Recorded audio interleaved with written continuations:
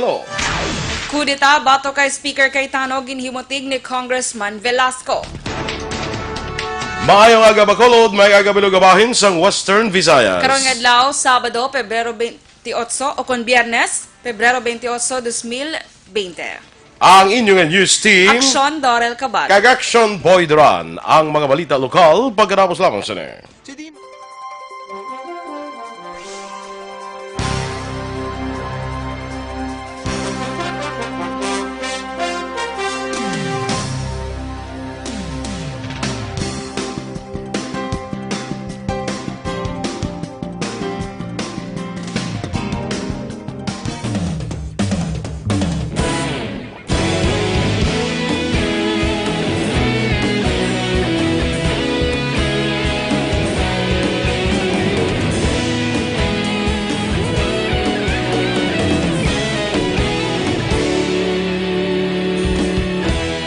Agapasang banwa, mabugaw nga hangin, nagadapyan na ikaw nang ginapamatian, namon ginasandigan. Tingog sang probinsya, kamatuuran ginapalap na. Minsay nga may dala, paglaom kag kasanag. Tinuig na nagligan, ikaw gihapon ang ako nga istasyon. Sa pagbudlak sang adlaw, sa pagtuhaw sang biton, mga balita nga dala inspirasyon.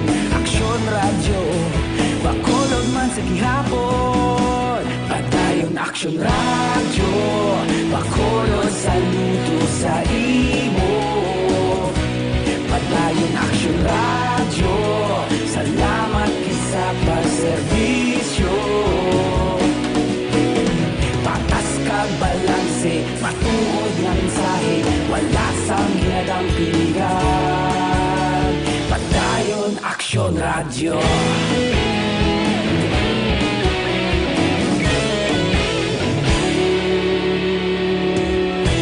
Bacolod kag Negrosanon, inyong pamatian.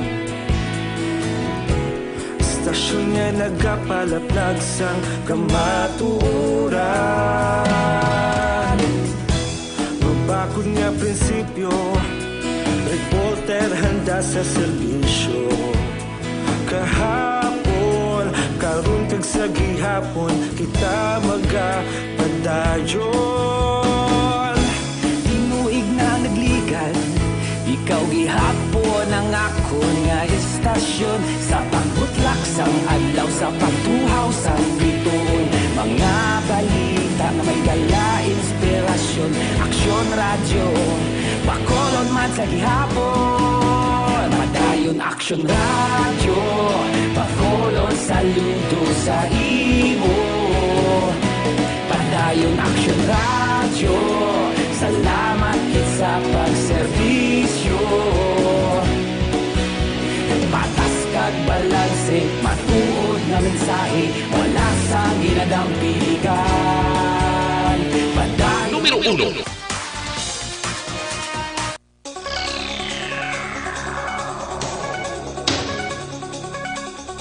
Aksyon Radio Philippines Standard Time, 5 minutos na nagaligad sa tag na ang alas 6. Detalye na sa aton mga balita lokal.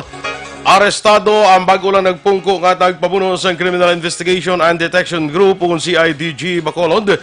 Las 5:30 kahapon sang hapon sa Purok Guanzon, Barangay Mansilingan, Siyudad sa Bacolod, paagi sa gintingob nga puwersa sa Philippine National Police Integrity Monitoring Enforcement Group, Special Action Force kag kapulisan sang Negros Occidental Police Provincial Office. Ang arestado ang kilala kay Police Major Melvin Madrona nga nabaluan bulan sang Enero lamang sining tuig na destino kanang bulos bilang tagpamuno sa CIDG Bacolod. Sa impormasyon nga nakuha sa Aksyon Radio Bacolod, naibaluan nga modus na ni Madrona nga mag-operate sa mga bars o kung KTV bars kag sa baylo nga dakpon pakayuan nila ini sang kwarta. Una ang pangayo ni Madrona ang 10,000 pesos nga kwarta apang nag-ayo ang una nga tagreklamo nga himuon lamang ini nga 5,000 pesos. Pebrero 20 sa nga tuig sang una nga nakahatag ang tagreklamo kay Madrona. Kahapon nga adlaw natala na naman ang liwat na paghatag sa mga kantidad sa suspetsado kag dito na nagkasa sa entrapment operation ang mga kapulisan. Samtang nagapadayon ang entrapment operation, nag-abot man sa mga lugar ang isa pa ka tagreklamo nga natala namang kuntani magduhol sang 5,000 pesos nga kwarta kay Madrona. Kasong extortion ang kaipasaka batok kay Madrona. Ginpahig naman sa mga otoridad nga ginatunan pa karon ang dugang pang mga kaso ipasaka batok sa sini nga pulis. Ginahulat pa sa mga kapulisan ng mando kung kinahanglanon nga ibiyahe padulong sa Campo Crame si Police Major Melvin Madrona. Nadakpan man sa mga otoridad ang upod ni Madrona apang wala ginpalayag ang ngalan sini tungod sa posible nga follow-up operation. Sa piyak nga bahin, ginpanginwala naman ni Madrona ang mga alegasyon batok sa iya. Sunod ka Madrona, ginhimu-himuan gid lamang siya sa istorya sa mga nagpakilala tagreklamo. Pagpahayag pa ni Madrona nga mismo matagreklamo ang may luyag nga magpagkikita sa ila bangod maipakita ini nga sa pina. Ang lead unit nga nagpatigayon sa entrapment ang gikan sa Campo Crame apang ginpahayag nga madugay na ginmonitor ang bulangan matapos may buloan nga masamidra makitaan si Madrona. Nadakpa naman ang Magiloy sa drug bypass operations ang Kabangkalan PNP sa Jesus M. Zyco Street, Barangay 1, Siyudad sang Kabangkalan sa itong Miyerkules ang hapon. Ang madadakpan, ginkilala nga sanday Virgie Hareno, 57 anyos, kag Kendrick Hareno, 21 anyos, kag pumuluyo sa man nga lugar. Nakuha sa duha ang 192,000 pesos nga balor sa ginapatian shabu, isa ka libo ka pesos nga bypass money, kag isa ka bag. Sunod kay Lieutenant Colonel Mary Rose Salvi Pico, ang hepe sang Kabangkalan PNP, ang Mag-Iloy nadakpan naman sadto apa nakagwa lang. Ang Mag-Iloy nga Hareno ang preso karon sa custodial facility sang Kabangkalan PNP.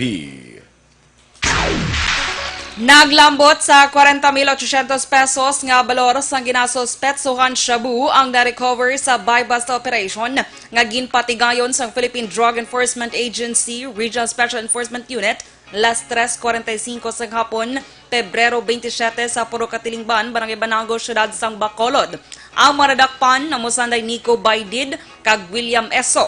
Sanday Baydid kag Eso matubang sang kaso nga paglapas sang Republic Act 9165 o kon Dangerous Drugs Act of 2002. Samtang nakuha naman sa duha ka mga persona ang kapin 81,000 pesos nga balor sa ginasuspetsuhan shabu sa bypass operation nga ginpatigayon sa Police Station 4 sa Purok Sulum 2, Barangay Villamonte, Siyudad sang Bacolod.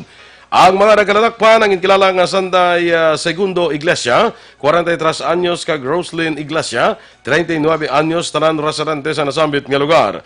Nakuha sa duha ang 13 ka heat seal transparent plastic sachet sa ginasuspetsuhan shabu nga may kabuhaton nga 9 gramos kag iban pa nga drug paraphernalia. Preso karon sa custodial facility sa Police Station 4 ang kakonsanday Iglesia. Sa dugang nga mga balita lokal, patay ang 25 anyos nga si Stephen Graho nga pumuluyo sa Puro Katilingban, Barangay Banago, Siyudad sang Bacolod matapos gintiro kahapon sang aga.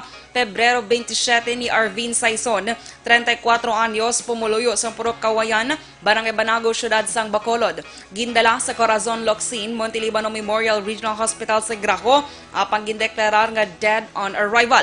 Si Graho ang may igo sa luthang sa iya likod, kag naglapos siya nga dughan kabangdanan sang iya nga kamatayon. Sa pagpangusisa ni Police Senior Master Sergeant Donnie Garcia, investigador sang Police Station 3, ginsugata ni Saison si Graho sa footwalk kag gintiro sang homemade shotgun. Magkaribal ang duha sa isa ka babae nga ginalantaw among rason sang pagpangluthang. Sa karon nagapadayon pa ang manhunt operation sang Police Station 3 batok kay Saison. Samtang ginpasaka na sa Police Station 9 ang kaso nga murder bato kay Ray John Carmelotes, 27 anyos, nga pumuluyo sa Purok AC Yulo, Barangay Sumag, Siyudad sang Bacolod. Si Carmelotes ang gintudlo sang tatlo ka matestigo nga mo ang nagbuno sa 16 anyos nga grade 10 nga estudyante sang VMA Global College nga nagresulta sang iya kamatayon sa Pebrero 27. Suno kay Police Lieutenant Jonito Pastrana, ang hepe sa Police Station 9, naakig si Carmelotes sa magulang sang biktima bangod ginasukot ini siya sa iya utang. Bangod sini ginbantayan ni Carmelotes sa eskwelahan ang manghod sang iya ginutangan kag didto ginbuno makapito ka beses. Suno kay Pastrana, Ginako ni Carmelotes nga nakagamit siya sang droga sa iya ginbuno ang ining 16 anyos nga estudyante. Duwa pa ni Pastrana, imposible ang palayag sa Iloy ni Carmelotes nga ginabuli sang biktima ang bata. Ginakabig ni Pastrana nga solve na ang kaso nga pagpatay sa 16 anyos nga estudyante. Gin-impound sa Sagay PNP ang 37 ka motorsiklo sa 47 nga nagkalalakpan nga naglapas ang traffic ordinance sa syudad sang Sagay. Sir kay Police Major Antonio Benitez, nagpatigayon sila sa checkpoint kag nakitaan ang mga violations sang mga ini. Dugang pa ni Benitez, kalabanan sa ilang nga nadakpan ang may open pipe o kundalag kung atambutso, wala sang ORCR kag wala sang driver's license. Madumduman, masobra 1,000 katambutso ang ginpangwasakman sang Sagay PNP. Nagnegatibo naman sa pag-usar sa illegal nga droga ang isa kagatos ka mga bilanggo sa Negros Occidental District Jail matapos ginpaidalon sa random drug test sa Pebrero 27. Suno kay NODJ Jail Warden Chief Inspector Norberto Misiano, ang among aktibidad ang ginapanganahan sa makatapos ang Philippine Drug Enforcement Agency, BJMP kag PNP. Duha pa ni Misiano, tuyo sila ahensya nga mapasiguro nga wala sang bilanggo ang nag-ausar sang illegal nga droga kag madula anuman nga say sang illegal nga aktibidad sa sulod sang presuhan. Ginpatuman ni Philippine Coast Guard Negros Lieutenant Commander Jansen Benjamin ang executive order ni Bacolod City Mayor Evilio Linardia para sa total ban sa mga barko halin sa pungsod China, Hong Kong kag Macau. Suro kay Benjamin bangod sa pagpamahog sa coronavirus disease 2019 kag base man sa mando sang alkalde, iya ginalerto ang tanan nga Coast Guard personnel nga nakabase sa Bredco kag Banago Port nga bantayan ang baybayon sang syudad kag dumilian ang pagsulod kag pagtiner sa mga barko sa baybayon sang syudad. Ginpahayag man ni Benjamin nga wala na sang tsansa pa ang MV Unicorn Bravo gikan Xiamen, China nga makadeliver pa sang abono matapos nagtiner sa anchorage area sang syudad samtang ginpaidalom sa quarantine period.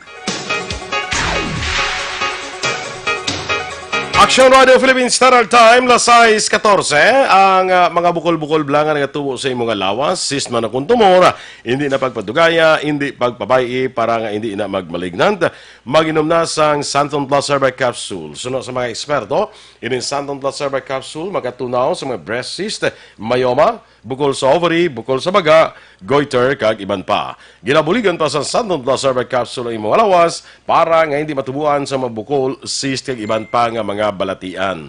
Santon Plus Herbal Capsule, garantisado may alibyo. Mabakal sa mabutika, tag 12 pesos lang. Bisitahin man ang Alternative Medicine and Wellness Center sa Medala Nernais at tubalan sang gate sa Paglawang Sports Complex. Tabuk sinayara dira ang Alternative Medicine and Wellness Center. Pangitalang si Doc Ramel Uy para sa libre nga check-up. Kag ang Santon Plus Herbal Capsule, pwede na nga ma-deliver sa inyo balay pagi sa pag-order online sa www.kalusuganyan.ph o magbisita lang sa Kalusuganyan Facebook page. ABS-CBN nagpasalamat sa pagbato ni Presidente Duterte sa ilang pagpangayo sang pasaylo. Samtang kudita, bato kay Speaker Cayetano, ginpanghiwala ni Congressman Velasco. Ang mga balita nasyonal sa pagbalik sang Aksyon, Balitang Bayan, Numero 1.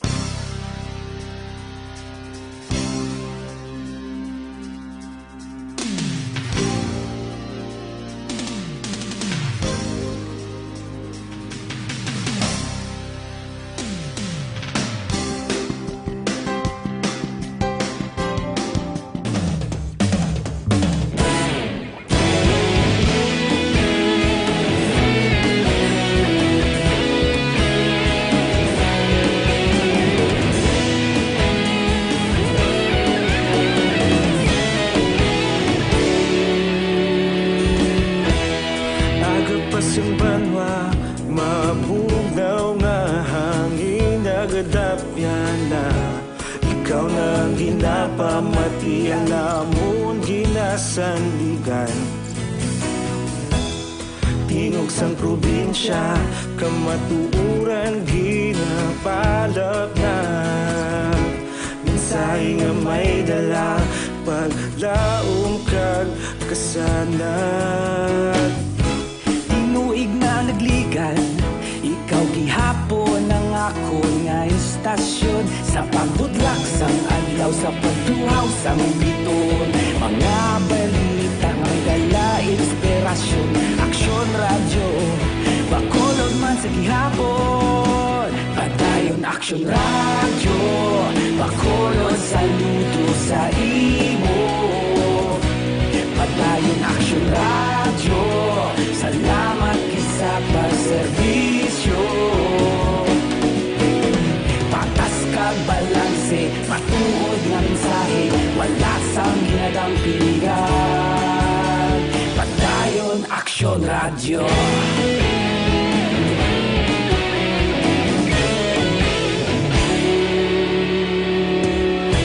Pagkolon kag negrosanon, inyong nga pamatian. Istasyon nga nagapalaplag sang kamatuuran. Mabakod nga prinsipyo, reporter handa sa serbisyo. Kahapon, karon kag sa gihapon, kita magapadayon. Tinuig na nagligan, ikaw gihapon ang ako nga istasyon. Sa pagbutlak sang adlaw, sa pagtuhaw sang biton. Mga balita na may dala inspirasyon. Aksyon radyo, bakolon man sa gihapon. Padayon aksyon radyo, bakolon saludo sa imo. Padayon aksyon radyo, salamat kit sa pagserbisyo. Patas kag balanse, matuod nga mensahe, wala sang ginadang piligan. Padayon aksyon radyo. Una sa balita, una sa aksyon, sa Bacolod Aksyon Radio. Una sa balita, una sa aksyon, sa Bacolod Aksyon Radio. Kita ulog na na'y sabisan ano nga kalintangan. Responsable nga pagbalita, pagdayon na ipalaknan. Malasig pero sigurado, aksyon nga may dala pagpalanggan.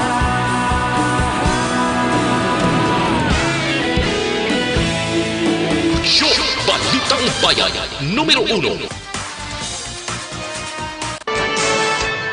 Aksyon Radio Philippines Standard Time, las 6:20. Detalya na sang mga balita nasyonal. Ginpasalamatan sang ABS-CBN ang pagbato ni Presidente Rodrigo Duterte sa ila pagpangayo sang pasaylo. Sa ginpagawa nga pahayag sang TV network, makig-angot sila sa opisina sang Presidente angot sa paghatag sang donasyon sa isa ka charitable institution matapos ginpahayag ni Duterte nga wala siya sang plano nga batunon ang 2.6 milyones pesos nga refund sang ABS-CBN bangod wala gin-air ang iya campaign material sa tuig 2016 nga presidential elections. Duha pa sang network, padayon sila nga maghatag sang serbisyo sa mga Pilipino kag mas magadelikar ug mas mangin maayo nga organisasyon. Nanindugan si Marinduque Representative Lord Alan Velasco nga ginarespeto niya ang ila kasugtanan ni House Speaker Alan Peter Cayetano angot sa House leadership.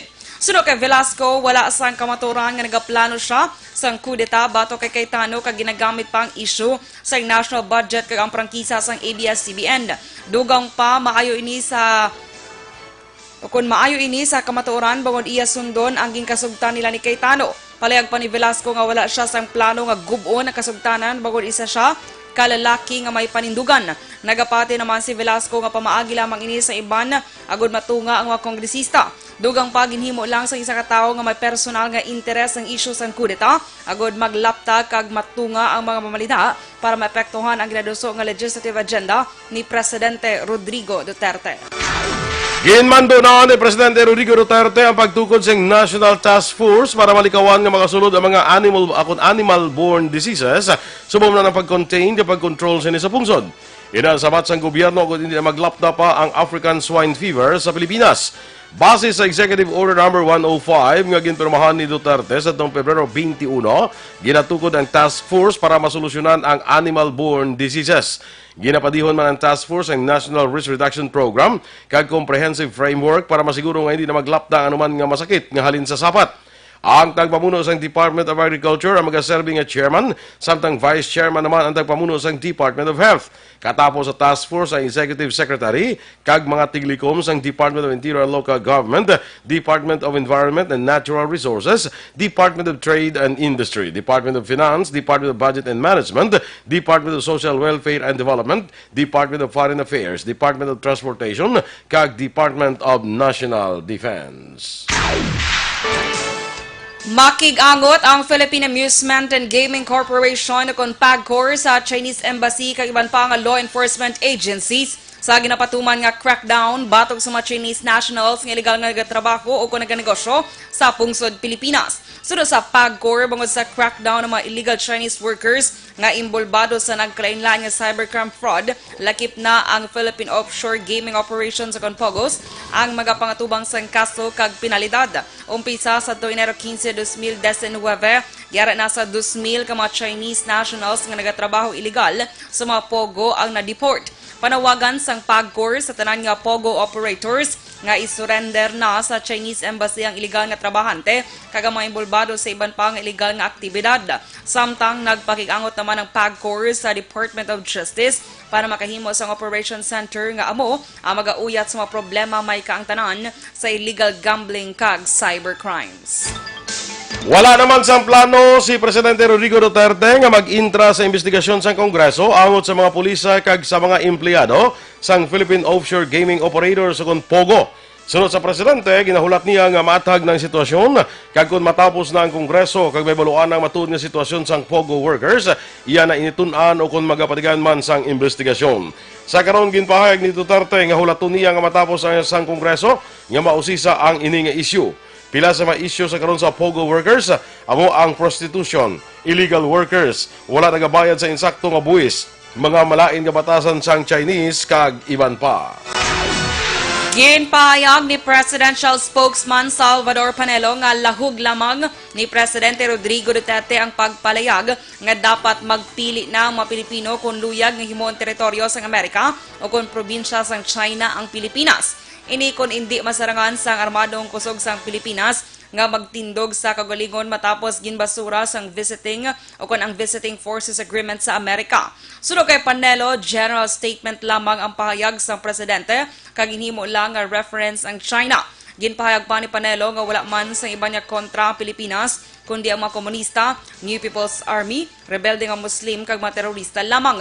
Dugang pa ni Panelo lahug lang ang statement ni Duterte bangod kun hindi masarangan sa Pilipinas nga wala ang bulig sa ibang nga pungsod, wala na sang diretso ang gobyerno nga pamunuan pa ang mga Pinoy kag magpasakop na lamang sa China o kun Amerika. Ginpagkabalaot naman ni Presidential Peace Advisor Carlito Galvez Jr. ang Communist Party of the Philippines New People's Army bangod sa kinalagar pag-recruit sa mga kabataan. Sunod kay Galvez, ginagawa sa CPP-NPA ang palabuton o kung buwas damlag sa mga kabataan nga mo ang paglaom sang pungsod. Ini ang gin-issue nga statement ni Galvez matapos nga na-rescue sa otoridad ang 14 katuig nga bata nga miyembro sa CPP-NPA sa Misamis Occidental. Sunod sa militar na rescue ang biktima, ang kilala kay alias Bentong, nga nag-intra sa guerrilla front sendong sa Western Mindanao Regional Party, umpisa edad nga 13 anyos. Nanindugan si Galvez nga nagpa-recruit sa mga kabataan ang makabig nga paglapas sa international humanitarian law. Una na sadto ang palayag sang AFP nga ang CPP-NPA ang dapat nga basulon matapos nga napaslawan ang peace talks. Sa katapusan nga balita national, ginpatay ang masobra 1,000 nga mga baboy sa duha ka banwa sang Camarines Sur, sunod sa Department of Agriculture dito sa Bicol. Ini matapos nagpositibo ang mga baboy sa African Swine Fever o kon ASF. Sunod kay Emilia Bordado, spokesperson sa DA Bicol, siyam ka baboy ang ginpatay sa barangay Santa Salud kag San Vicente sa Banwasang Calabanga. 1,149 naman ka baboy ang ginpatay sa 4 ka barangay sa Banwasang Bonbon. Naibaluan naglambot sa 1,245 ka mga baboy ang ginpatay sa nasambit nga probinsya sini nga semana. Aksyon Radio Philippines Standard Time, las 6:27. Ang Mighty C naman, ang alkaline nga vitamin C, naga-edukar, nagabalanse, kag nagababakod sa aton nga immune system. Ginatap na ang mga infection, ubo, sipon, trangkaso, TB, pneumonia, kag iban pa nga mga balatian. Kag ang Mighty C, ang alkaline nga vitamin C, manami maning nga antioxidant nga vitamin para sa mata, ginahatagan sang alibyo, nagakurap-kurap nga mata, katarata, kag glaucoma. Para sa mas epektibo nga kombinasyon, mag-inom sang Mighty C kag Santon Plus Herbal Capsule nga pwede na ma-deliver sa inyo balay paagi sa pag-order online sa www.kalusuganyan.ph o magbisita lang sa Kalusuganyan Facebook page. Inyong ipamatihan na aton mga balita diri sa Aksyon, Balitang Bayan Numero 1. Standby na sa Action Report, second portion. Upod di Aksyon, Fred Salanga. Balikay kita sa Aksyon Balita Morning Edition. Upod nga po sa inyo news team. Aksyon, Dorel, Cabatu. Kag Aksyon Boy Duran. Una sa balita, una sa aksyon. Sa Bacolod Aksyon Radio.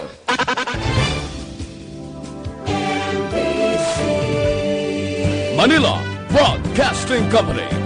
Sa balita, komentaryo, isyu, serbisyo publiko. Sa Bacolod Aksyon Radio.